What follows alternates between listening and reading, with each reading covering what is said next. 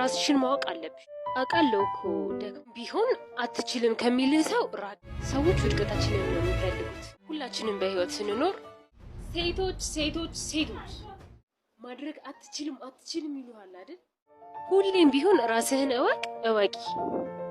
ራስሽን ማወቅ አለብሽ። ነገ አሁን ያለህበት ቦታ እና ነገ መድረስ የምትፈልግበትን ቦታ ማወቅ አለብህ። ለምሳሌ አሁን ያለኸው እቤት ከሆነ ነገ እቤት ተናለ።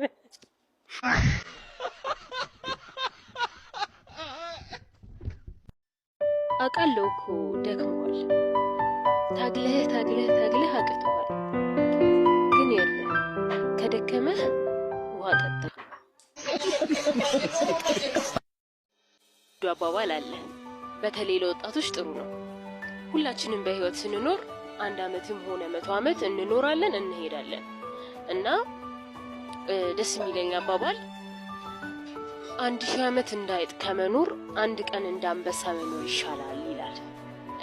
ይሄንን እንትን በጣም ነው የምወደውና ምን ልላችሁ ፈልጌ ነው፣ እንዳንበሳ ለመኖር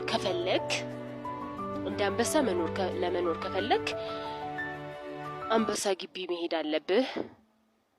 4 እግር ሊኖርህ ይገባል። ጭራ ሊኖርህ ይገባል። እስካሁን እያዳመጣችሁ ነው እንዴ? በህይወትህ ጠቃሚ ምክር ልከር። ሰዎች ውድቀታችንን ነው የሚፈልጉት እና አንተ እንደዚህ አይምርብህም እኮ እንደዚህ ምን ታደርጋለህ? አንተ ምንድን ነው የምታደርገው? እንዴት እንደዚህ ታደርጋለህ? ምናምን ለሚሉ ሰዎች ማለት ነው። እሺ ምን ላድርግ በላቸው።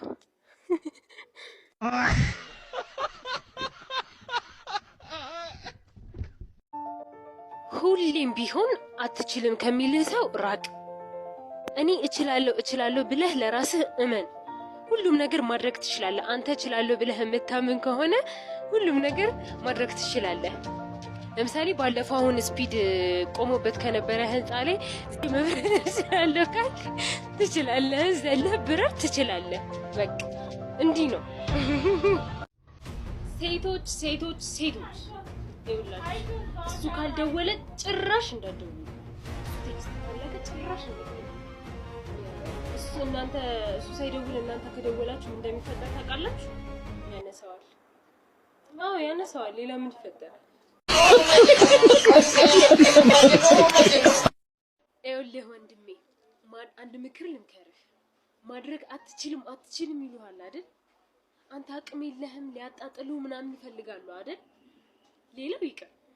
ሌላው ቢቀር ቢያንስ 1 ጀሪካን ተሸክመው አሳያቸው።